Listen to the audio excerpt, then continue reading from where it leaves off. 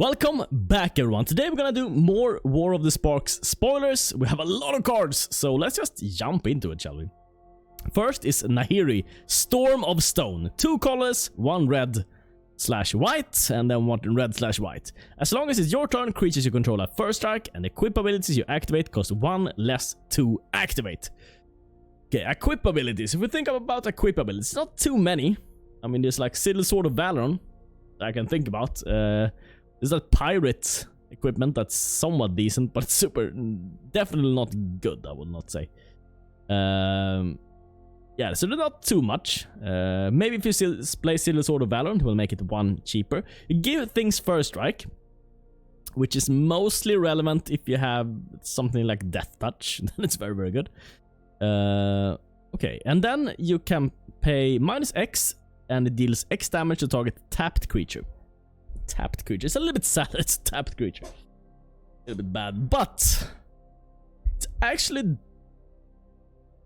decent in 1 deck. I thought about 1 deck for this card, and that is my Orzhov deck, because you don't need to have red available to you in that deck. So what you could do with Nahiri Storm of Stone is that you could play it with the 1/2 Afterlife Death Touch guy, and then that dude would gain first strike, and you can also play it with Sigil Sword of Valoran, which is very good with that card already. And then you can use this as removal, and then it just sticks around and have some nice synergies with the deck, and you maybe just play a 1-of. Other than that, I don't think it's probably not good enough for anything else but my own brews, but in that deck it fits decently well, I would say. Well enough to warrant 1 spot maybe in that deck. Next card. Another interesting card, I would say. 1 green and 1 blue. And this is almost like Metamorphosis, and very, very old card, which I liked very, very much. As an additional cost to cast this spell, sacrifice a creature. Search your library for a creature card with converted mana cost equal to 1, plus the sacrifice creature's converted mana cost. Put that card into the battlefield with an additional +1/+1 counter on it, then shuffle your library.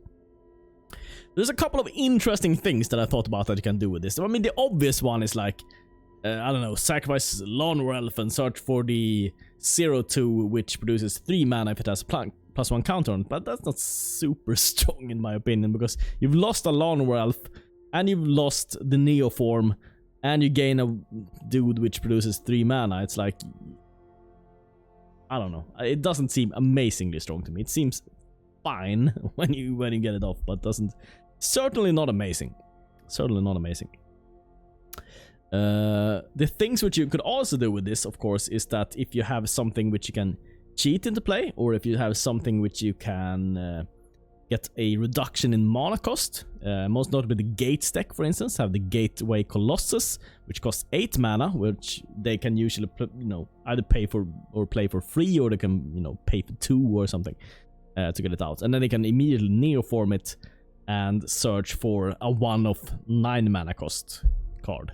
Like a Zakama, for instance. Zakama is pretty good in the Gates deck. It just clears everything up. So yeah, something like Zakama. There's not too many cards which have reduced mana costs, creatures which have, so I don't know. I don't know about Neoform, but it's certainly gonna be a fun card to brew around, so yeah. Next card. Ooh. All the good cards in a row. There's gonna be a couple of, after this, gonna be a couple of limited cards, which we're mostly gonna skip over, or like just, very briefly touch at. But Parhelion, I've already had a couple of ideas with this card. I'm gonna read it. It's 6 colors, 2 white, flying, first strike, vigilance. When Parhelion 2, I don't know if there was a Parhelion 1, if you know in the lore, then let me know. When it attacks, create 2/2/4/4 white angel creature tokens with flying vigilance that are attacking. This is very strong. It's a very strong effect, and it's almost impossible. When you look at this card, it's like, this card is impossible to play. It's not impossible to play. It's not impossible to play, but it's almost impossible to play. I would not main deck this card. I would put it in the sideboard, and what I would use it with is the... what's called the Karn, and the new Karn Great Creator or something. So what you're gonna do is you're gonna put down that Karn, you're gonna search for Parhelion Only if you're in that late game scenario, you have a flipped treasure map, you have all the manas, you have everything. You put down Parhelion, and then you have nothing to crew it with, but you don't need to crew it with anything as long as you have the Great Creator, because the plus ability makes the Parhelion into a creature with power and toughness equal to its mana cost, so it becomes an 8/8 flying, first strike, vigilance, and whenever it attacks in grade 2, 4/4s, so you don't need to crew it that way. And I think that's the absolute best way to use it. It's a sideboard card for a Karn Great Creator deck. I think that's very fun that they put in a card which is very interesting with Karn. I hope it will get played with Karn. I don't know that it will get played with Karn, but it seems like just like an obvious combo, and I think it will be. If Karn the Great Creator is played, then this is probably played in the sideboard along with it, I think. Next card. Pollenbright Druid. 1 colorless and 1 green. When it enters the battlefield, choose 1, put a +1/+1 counter on target creature, or Proliferate. The thing, there's gonna be a couple of Proliferate cards. Quite a lot of them. And the problem with these cards is that Proliferate 1 is not super... Like, if you do it just once, it's not super strong. It's not worth sacrificing an entire card slot for just 1 Proliferate. But if you can get it off like 2, 3, 4, 5, 6 times, then it gets very strong. Because Proliferate, where you put a +1/+1 counter on creatures, I mean, buffing your creatures a little bit does not matter at all. There's better ways of buffing creatures than proliferating +1 counters on them. So what you want to use Proliferate with is like treasure maps and loyalty counters and other counters like that, like counters which are very hard to get. And yeah, could flip a treasure map maybe with this, but let's say you play treasure map turn 3 and you immediately use it. Next turn you play Pollenbright Druid and activate it, and you will immediately flip it. It's fine, but it's probably not worth a spot because it's only in that scenario where it's even remotely good, I would say. Yeah, next card. Pouncing Lynx. 1 colorless, 1 white. As long as it's your turn, it has first strike. Limited. Next card. Limited. Next card. Rawl's Outburst. 2 colors, blue and red. It's an instant and deals 3 damage to any target. It's good at any target. Look at the top 2 cards of your library. Put one of them into your hand and the rest and the other into your graveyard. Okay. Actually a decent card. I don't think you will, play 4 of this. But it's actually very good to deal 3 damage and essentially draw a card, but it's even a little bit better than draw a card. Because that's instant speed. We have seen a card like this before, I don't remember what it was called. It was like something like deal 3 damage to something and draw a card for, I think it was 1 colorless, 1 blue, 1 red. And that card saw play, so I definitely think this will see play. But I don't think you will play too many because it's 4 mana still. So I think maybe 1, maybe 2 of. It's like Beacon Bot. Cool to have 1, but you don't want too many because they just get stuck in your hand. And they don't do much, and it's only in very specific scenarios where this is very good, where you actually can kill a creature or kill a planeswalker with it. Otherwise it's not super strong. So next card, Relentless Advance. This is limited. Rescue Sphinx. Well, I will read it for you, but it is limited. 2 colors, 2 blue. Flying. As Rescue Sphinx enters battlefield, you may return a non-land permanent you control to its owner's hand. If you do, Rescue Sphinx enters battlefield with a +1/+1 counter on it. Just limited. Next card, Role Reversal. Role Reversal. I think this card might see play in my style of decks. It will not be a mainstay in many decks, but it's very good with a couple of cards. Most notably, it's very good with Fblipithip. Fblipithip. When Fblipithip enters the battlefield, you draw a card, and when it becomes the target of a spell or ability, you shuffle it back into its owner's library. So if I understand this correct, if you play Fblipithip on turn 2 and then Role Reversal your Fblipithip with your opponent's creature, then your Fblipithip will just be shuffled back into your library and you will take their creatures, or their creature, because that targeting, since you have 1 valid target and 1 invalid target, it will still resolve because 1 of the targets is still valid. I think that's how it works. I'm not a rule wizard, so I don't know. But if that is how it works, it's very good with Fblipithip. And it might see play. I don't know exactly what else you would play with this. Fblipithip is also good with the Arc Bow, so maybe that card. You could also play it with some Planeswalkers, which are pretty shit when you've already used them once. A couple of those. Might see play, but most likely only in my brews, I would say. It's not like a mainstay card, which is like, oh, this is always good. No, it's only good in very specific decks, but I love this design. I love these narrow cards, which are fun to brew around and only good in certain decks. So, next card. Shriek Diver, 2 colors and 1 black. Next card. Single combat, 3 colors, 2 white. Each player chooses a creature or planeswalker they control, then sacrifices the rest. Players can't cast creature or planeswalker spells until the end of your next turn. Players? It's not even opponents! Wow, this is bad! Okay. So you prevent yourself from casting creatures or planeswalkers until your next turn. That's bad. And then you kill your own creatures and your own planeswalkers, and your opponent gets to keep their best planeswalker and creature? These cards have never worked. The cards where they get to keep one thing is always bad, because in most cases, if your opponent even has a creature, it's just 1. If they has a planeswalker, it's just 1. In most cases. So this almost never works. The only place you could possibly see this working is in a Mastermind sideboard, but there are always better targets, so this just... I must say an absolute shit card. It's a 0 out of 10, this card for me. Players can't cast. Why isn't it opponent can't cast? Wow! Next card. Solar... Okay, an actually good card. I think a lot of people will not like this, but the more I think about this card, the more I think it's good. I think it's actually a good card. The thing is, each creature does damage to itself equal to its power. You can set it up so that it doesn't kill any of your creatures, and woohoo, right? Of course, you will set it up like that. But it's actually good against all the... I don't know what will be the metagame when Standard or when War the Spark comes out. But it's good against mono red, currently. It's good against mono white, because they all have higher power than toughness. Good against mono blue, same thing there. Even the Djinn has more power than toughness in almost all cases. I mean, they have 4 islands, and it has more power. What else? The mono green kills everything there. Yeah, pretty much everything that has creatures, it kills all the creatures in. And you can set it up so that it doesn't kill your creatures. So I think this is amazing. I would have loved to see it be mono black, maybe. Some other colors, but sure. Sure, I'll take it. It's a little bit horrible set of colors there. Don't like that Boros gets this. Give this to black and we have a deal. Soil's Thirst. 2 black. Instant. It deals 2 damage to target creature and you gain 2 life. So if you want a shit Moment's Craving, then you can play this. It's just worse. I guess the only case for playing this is if you want more than 4 Moment of Craving. Then maybe you play this card, but most likely no. Next card. Spell Gorger Weird. 2 colors and 1 red. Whenever you cast a non-creature spell, put a +1 counter on Spell Gorger Weird. This is like the Dryads that we've seen. There was a green Dryad that did this. But those usually cost 2 and they're borderline playable for 2, so...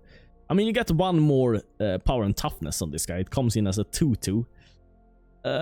Still no. Still no. Spellkeeper Weird. 2 colors, 1 blue. I can already see that this is for limited.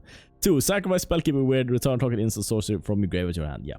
Next card. Steady Aim. 1 colors, 1 green. Untap target creature. It gains +1/+1 4. +4 and gains reach until end of turn. Well, I've been defeated in the past by tower defense, so maybe I shouldn't be the one to smack talk this card. Maybe it's amazing, but in my mind, this is a shit card, and we'll never see play outside of limited. Next card. Stealth Mission. 2 colors, 1 blue. Put 2 +1/+1 counters on target creature you control. That creature can't be blocked this turn. I do like that it's 2 +1 counters, so I think that's at least... Would have loved to see either more counters or an instant or something more. As it stands... Just too little too late on this card. Sunblade Angel. 5 colors, 1 white. Flying First Strike, Vigilance, Lifelink. This is like the dream for Timmy. He's like ventured out of his comfort zone. It's like, I'm gonna splash white today. Let's see what nice white creatures are. Oh, look at this card! It's like Flying First Strike, Vigilance, Lifelink, and he's like wets himself when he sees this. No, it's just gimmicky. And it's never gonna work. Next card. 10th District Legionnaire.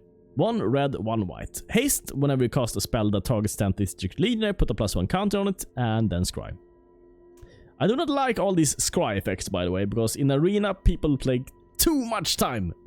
I mean, unless you're in the mythic top 1 or something, like, don't take 5 minutes to decide if you're gonna scry. Don't rope on scries. Don't rope, please don't. So yeah, that's my rant about that. Other than that, it has haste, but there's nothing that's ever gonna target it. And it's only whenever you cast, so it's not even protecting it from your opponent casting something on it. So no, next card. Tolsimir, Friend to Wolves. 2 colors, 2 green, and 1 white. When it enters the battlefield, you get a 3/3 white wolf, and when the wolf enters the battlefield, you gain 3 life, and it fights something. It's a solid deal, absolutely. There's a lot of value to be gained here. I mean, in the ideal scenario, you get this down and your 3/3 kills a pyromancer or something, and you gain 3 life, and that's insanely good. Most cases, that's not gonna be the case. You're not gonna have something good to fight. You're gonna gain 3 life, and you're gonna have 2 3/3s.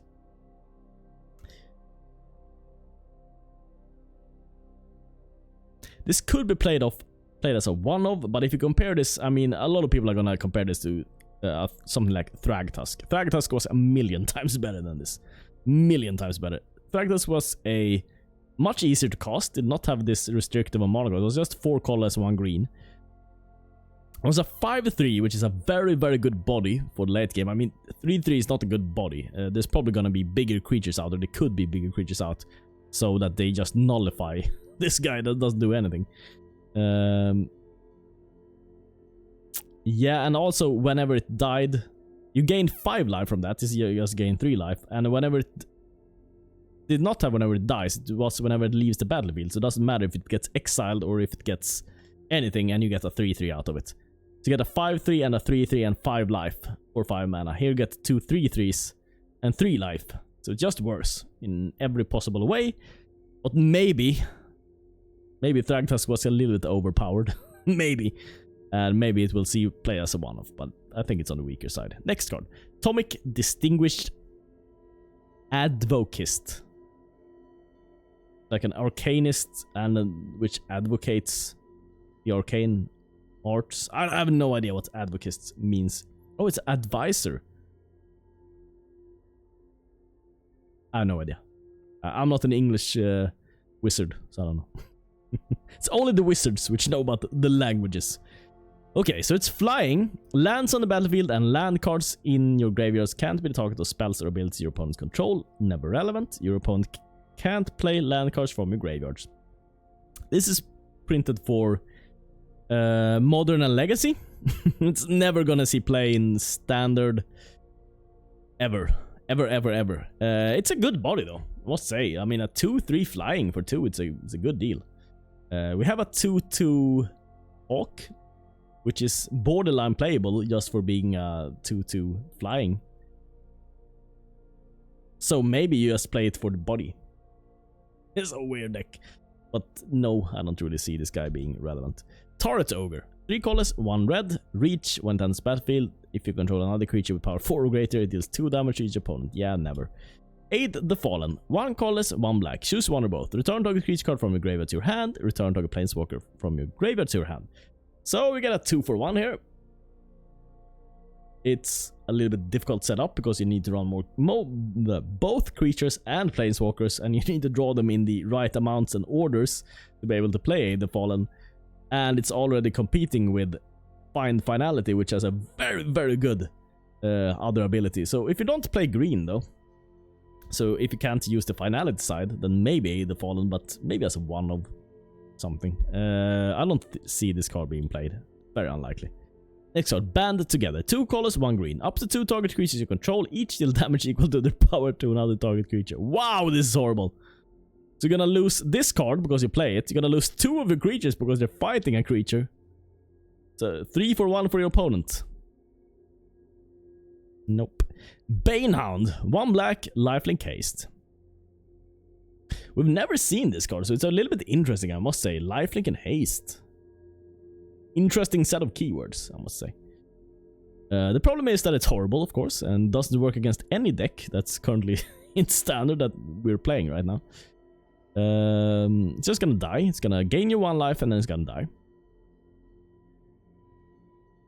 If they print many equipments, then this could be pretty good. Because lifelink and haste is a very good set of keywords to have if you want to attack in with equipments. Because then you can life gain, which gains you extra value, and you have haste, so you can just, you know, immediately attack in with it. So something like a Sigil Sword of Valoron would go great with a Banehound. But you don't want to play Banehound on turn 1, and that's the problem with the card. That's very much a problem.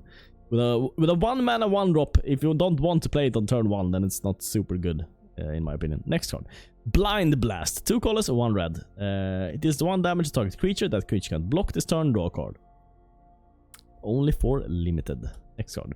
Bloom Hulk. 3 colors, 1 green. When it enters the battlefield, proliferate. Yeah, limited. Next card. Bolt Bend. 3 colors, 1 red. This card costs 3 less cost if you control a creature with power 4 or greater.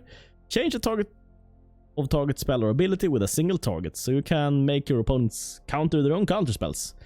You can make them kill their own creatures. But for 4 mana, that's horrible.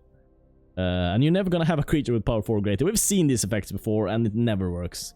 Because it's so restrictive. There's so few creatures that has power 4 or greater, and if that creature even survives on your board, you most likely won anyway, so... No.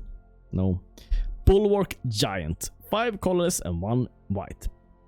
When it enters the battlefield, you gain 5 life. This is for limited. It's too little life gain. It's too shit of a body. It's too high mana cost. Everything is wrong with this.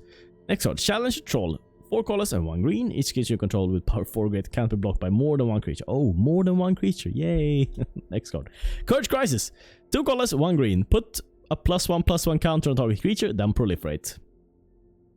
Only 1 proliferate. I guess you could say, well, this works great with a druid or something. Because then you have you get a 4/6 druid, which produces... No, you don't even. You get a 2/4 druid, which produces 3 mana. No, I mean 1 proliferate is not that strong. You need many proliferates. Next card. Cyclops Electromancer. 4 colors, 1 red. When it enters the battlefield, it deals X damage to target creature and opponent controls, where X is the number of instant and sorcery cards in your graveyard. So you get a Beacon Bolt and get a 4/2 for 5 mana. If it would have been 4 mana, it would have been good. As it stands, Beacon Bolt is just better. 4/2 body is kind of horrible when you're at 5 mana, so... Next card. Davriel's Shadowfuge. 3 colors, 1 black. Target play discards 2 cards and lose 2 life. We already have better cards, and the Planeswalker itself is better than this, so no. Death Sprout. 1 colors, 2 black, 1 green. Destroy target creature. Search your library for a basic land card. Put it on the battlefield tapped. Then shuffle your library. It's an instant. I think the instant part makes this almost playable. Almost. It's borderline playable. It's a little bit high of a mana cost, but because it's an instant, you can often get away with it. The problem is that these colors are not the most instant heavy colors in the world, so it's hard to have enough instants that you can hold up in case you don't want to use Death Sprout. It also doesn't work against control decks, but it could target your own creatures, I guess. Get this off. The effect is good. Destroy a creature and find a land card, so it's basically a 2-for-1 at instant speed. That's very good. You usually don't need too much ramp when you're at 4, usually. But I could see this as on your turn 4, you keep this up, you play this, you destroy your opponent's creature, which they play during their turn, and then you play... Then you get a land, so you have 5 mana, and then on your turn you play another land, so you have 6 mana, so you have cleared the board, and then you play something like an Immortal Sun, because you have a clear board, so you're not in any danger of dying. And that way you can... And you've ramped, so you can actually play your Immortal Sun. So, yeah. Something in the Immortal Sun deck. Could work. It's decent. It's like a 6 out of 10, I would say. It's like decent. Most cards are 0 out of 10, by the way, if you're wondering about my scale. But this is decent. Decently strong. Next card. Defiant Strike. 1 white. Target creature gets +1/+0 until end of turn. Draw a card. Only for limited. Next card. Demolish. 3 colors, 1 red. Destroy target artifact or land. Well, this is no Fulminator Mage. I don't think land destruction will be a thing, and maybe that's a good thing that it's not a thing, because it's very horrible to play against land destruction. We have a couple of good land destruction, or not good. We have Fall of Thran, we have Haphazard Bombardment, and now we have Demolish, and we have the Bedazzled card, which is like 6 mana. I don't remember, it costs something.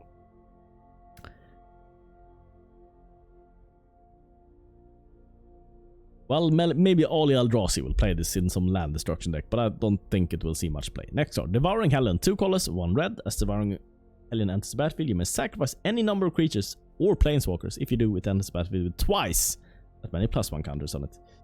Twice that many. Okay, so you sacrifice a Burglar Rat, which then you get a 4/4. Not amazing. If you have 2 cards, maybe you have the Amass card and a Burglar Rat, sacrifice both of them. Then you get a 6/6.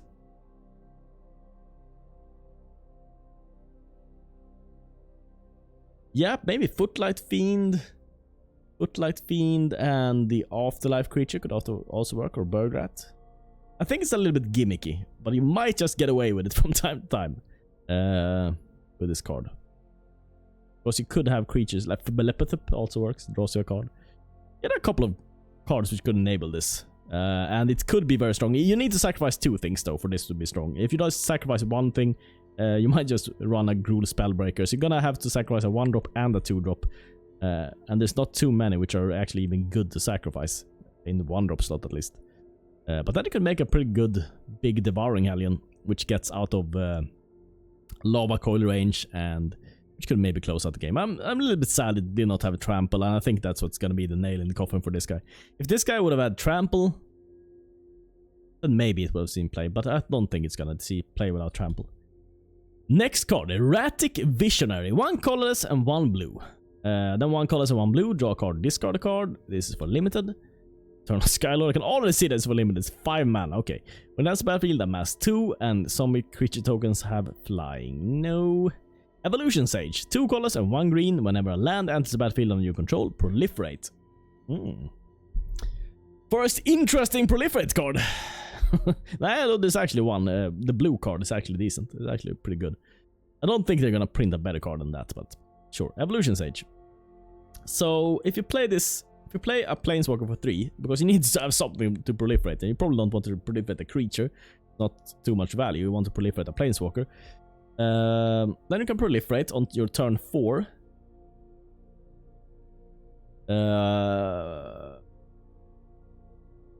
Yeah, you can actually double proliferate. If you have Evolving Wilds, you can double proliferate on your turn 4.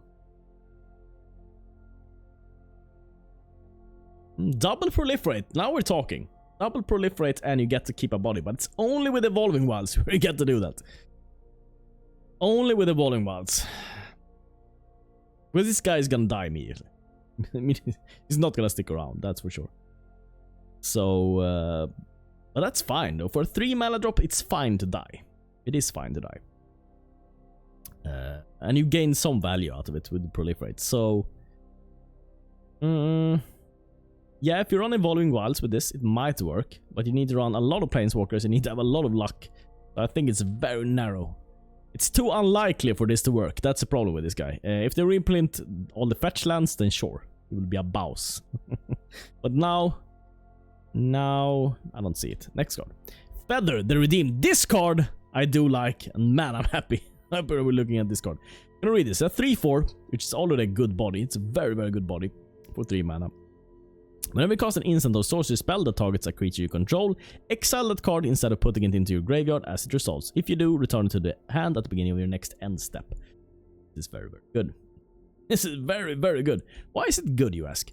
Well, there's a couple of nice things you can do with this. Most notably, you can play it with Resplendent Angel, and you can play Moments... what's it called? Moment of Grace? Called. The healing spell, at least. Because that, you can target any creature. You can target the Resplendent, and you will get it back, and you can target Resplendent again, and you can get a 4/4 Angel, because let's see here, if you beginning of the next end step. I don't know exactly how this works. Maybe it doesn't work like that, but that's one pretty nice thing. You can also use this with Dive Down. I know, like, it's made to be things which buff your creatures and you get to buff them again next turn, but I think that's too gimmicky. I think you just need things which save your creatures. Dive Downs, Moment of Grace, or whatever it's called.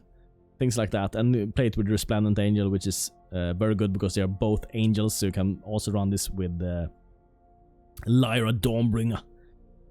Yeah, I think this fits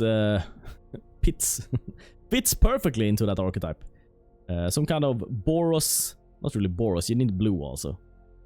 Dive Down Angels with Lyra and Resplendent and Feather the Redeemed.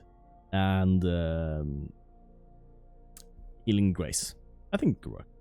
It's a little bit weird. The mana cost is a little bit restrictive, but might work. Might just work. It's a fun card. I really like this card.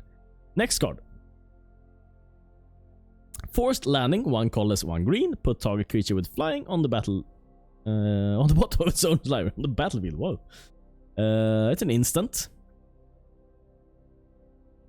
Well, this can defeat the Rekindling Phoenix at least. But you can just do this with a Lava Coil anyway, so I thought first maybe you want this in a Mastermind's Acquisition sideboard, but since you can just do this with the Lava Coil, I see no use for this. It's just limited. Giant Growth, I'm very happy to see back. This is one of the old cards from Alpha and Beta and all that. They played... It's the second worst of this series, admittedly. The worst one was the white, which gained you 3 life. Then was the green, which was pretty good. Gain +3/+3. Then, if I have to think about the blue is the best one. You draw 3 cards for 1 blue. That was very strong. Maybe I put the red would be the 3rd best. Lightning Strike is 3 damage. And then the black would be the 2nd best. Gain 3 mana for 1 black. The Dark Ritual. It's still a solid card, even though it's the 2nd worst of this kind of cycle of cards. I still think it's a solid card. We'll probably mostly see play in the Jund deck that I talked about earlier. Don't know that it's gonna see play outside of that, but in that deck it's solid. Absolutely solid. Goblin Assailant. 1 colorless and 1 red. It's a 2/2. Goblin Assault Team. 3 colorless, 1 red. Haste. When it dies, put a +1 counter on target you control. Yep. God Pharaoh's Statue. 6 colorless. Spells your opponent's cost 2 more to cast at the beginning of each end step. Each opponent loses 2 life. Probably made for EDH, I think, this card. It's not super strong. When you put this down at 6, your opponent probably doesn't have any cards in hand even, and it doesn't probably mind if it costs 2 more to cast things. You could make like a prison deck with this and Karn, because Karn can also search for this. You can have it in your sideboard, search for this, turn it into a creature, and then you could search for a helm, which you can also have in your sideboard, search for that, then put the helm on the Goldfire statue when it's turned into a creature, copy it, and then you get to copy it every turn because it will stay as a creature, and your opponent's spell will cost 2 more every turn, and it will be to the point where you can never cast something. You can set that up, and you can, you know, keep it in your sideboard, and I will definitely have that in my sideboard if I run Karn, just because I can sometimes lock people out of it, but it will never be main deck. This will only be a search target for a Karn. I don't see any other use case for this. Next, Grateful Apparition. 1 colorless and 1 white. When it deals combat damage, a player or planeswalker proliferate. This is a decent creature to have if you have like only planeswalkers. You can play this and it will proliferate. And if you can protect this guy or girl or whatever, look very much like a girl. A very defaced head though. But yeah, then it might work, but it's a 1/1 body, so I doubt it. I doubt that this will stay around. But it's made for planeswalkers, very much. It could also be played with treasure maps. Treasure maps and planeswalkers, pretty solid. Play this on turn 2, turn 3, put down a treasure map, immediately check something, attacking with Grateful Apparition, you get 1 more counter, next turn you can flip it. So, yeah. Maybe with treasure maps and planeswalkers it will work, but it's very likely to get killed. What? Yeah. Yeah. Solid. Solid. Nah. Like a 5 out of 10, I would say. 5 out of 10. So what I rate that card. Heartfire. 1 colorless, 1 red. As an additional cost to cast the spell, sacrifice a creature or planeswalker. Heartfire deals 4 damage to any target. There's a couple of planeswalkers which you can probably throw to finish people off, such as the Tybalt, for instance. When he has created his devils, there's not much use to him. I mean, he can prevent lifelink, maybe, but... also, it works great in Mardu as a finisher, like turn 1, Footlight Fiend, turn 2, the Haste guy, which can sacrifice, and then Heartfire, maybe for the finish. Good work.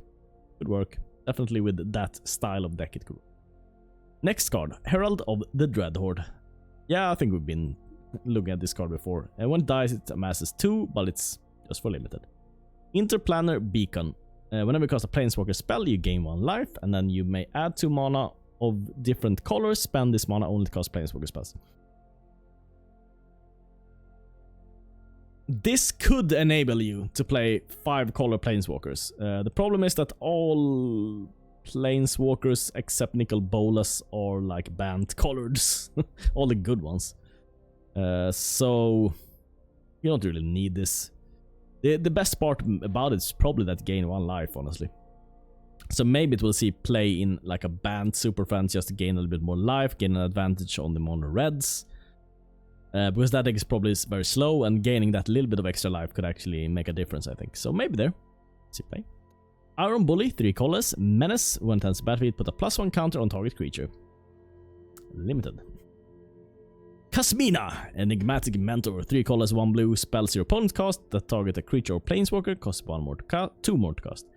Create a 2/2 blue wizard creature token, draw a card, and discard a card. So you get a draw this card, you get a 2/2 wizard for 4, and spells your opponent cast that targets you or a planeswalker, costs 2 more to cast. Decent, but not strong enough, I think. I think the banned Super Friends has just better planeswalkers. Maybe you want this as a one-off because it protects all the planeswalkers, and it's hard to kill it immediately because Vraska's Contempt will cost 6 if you want to kill this, so maybe as a one-off, but probably not. Next card, Kasmina's Transmutation, 1 colors, 1 blue, enchant creature loses all abilities and has base power and toughness 1/1. Decent for mono blue to actually have a somewhat decent removal against something like mono green, but it's probably only against mono green where you want this. I guess mono white, you don't want to have them flip their Adanto fort, so this doesn't help with that. Against mono red, I mean, you're essentially just making their 2 1s into 1/1s, so that doesn't matter too much. Against other mono blue decks, I mean, you only remove flying, they're already 1/1s. Doesn't matter. Yeah, I don't really see this card being played. Next card, Curious Dambreaker, 5 colors, 1 blue. When it enters the battlefield, Proliferate. Limited. Grenko Teen Street Kingpin, 2 colors, 1 red. When it attacks, put a +1/+1 counter on it. Then create a number of 1/1 red goblin creature tokens equal to Krenko's power. Okay.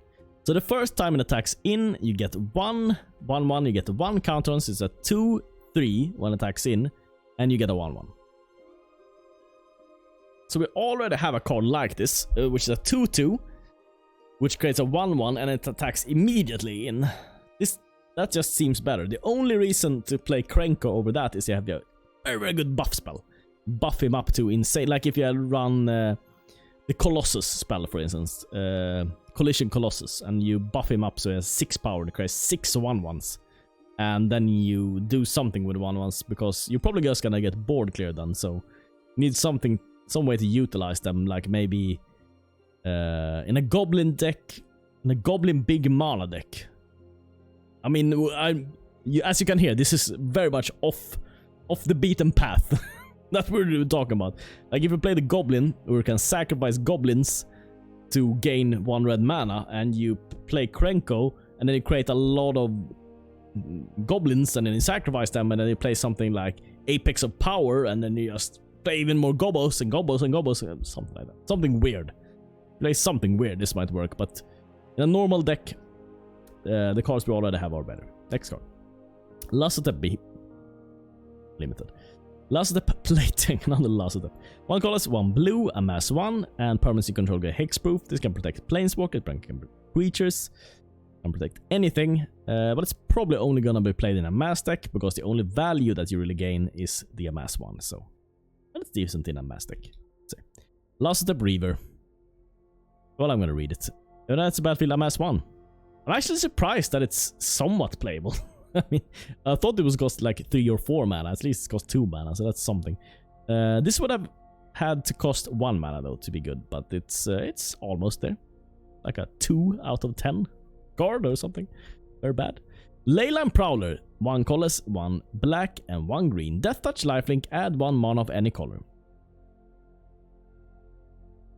2, 3.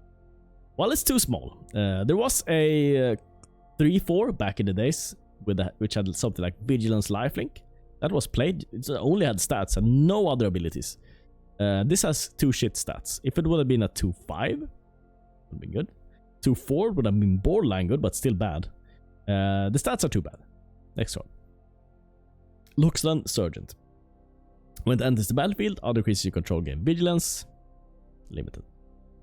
When battalion attacks and at least 2 other creatures you attack, put a +1/+1 counter. Massacre Girl! A lot of people love this card. I think it's probably not super good. At least it's a sweeper which is not dead against control because you get a 4/4. So there's something. But you probably have to set it up with your own creatures. You have to run like Burg Rats and stuff which dies and then clear your opponent's board that way. If you set it up yourself, it can be decent, but it's too high of a mana cost. I would have wished that this cost 4, but it costs 5, so too expensive. My verdict on this guy or girl. Mayhem Devil. 1 colorless, 1 black, 1 red. Whenever you player sacrifice a permanent, it deals 1 damage to any target. I like that it's whenever a player sacrifices a permanent, so it works when your opponent sacrifices stuff if they happen to do. This is most notably good with the 2/2 guy, which can sacrifice something at your upkeep. And then it's also good with Evolving Wilds, another card which is good with the Evolving Wilds. I think if they print fetch lands, then this would be really good. Otherwise, I think it's a little bit on the weaker side of things. I think there's better alternatives. Green and blue for a 1/1. When that's battlefield, plus a +1 counter on target creature controls. It's a 2/2 flyer for 2. It's a Merfolk, which is a relevant creature type. The Proliferate is 5 mana, which is horrible because it's so darn expensive. I don't think this will play in Merfolk. They have better cards. The only redeeming quality is it having flying. No. Misium Tank. 1 colorless and 2 red. Trample. Whenever you cast a non-creature spell, Misium Tank becomes an artifact creature and gets +1/+1 until end of turn. Crew 1. So you can cheat the crew thing by playing non-creature spells. It can only do something when you play non-creature spells or when you crew it. But you probably don't want to crew it if you're a red aggressive deck, so it only seems worse than the card which you already have, which is the Runaway Steamkin, which works for every spell you play, and you can also gain mana from it. Yeah, there's not much which is good about this. That's good starting stats, 3/2. Just trample. Probably not gonna see play. Next one. Mobilize District. Add 1 colorless or 4 mana. Mobilize District becomes a 3/3 citizen creature with vigilance until end of turn. It's still a land. This ability costs 1 less to activate for each legendary creature and or planeswalker you control. This is like the obvious combo synergy, or I would just say with like Karns and Tesseret in that style of deck where you don't need too much colored mana. You can do something like Mobilize District instead, and it will probably be fine. No other decks could probably afford running this much colorless, I don't think. So. And then Nahiri's Stoneblaze. 1 colorless, 2 red, up to 2 target creatures get +2/+0. It's too little. We already have Collision Colossus if you want a lot of power. It's just too random. And we're back! That was all the cards. Well, what did you think? Leave your opinions down in the comment section, and thank you so much for watching. See you tomorrow for more arena gameplay.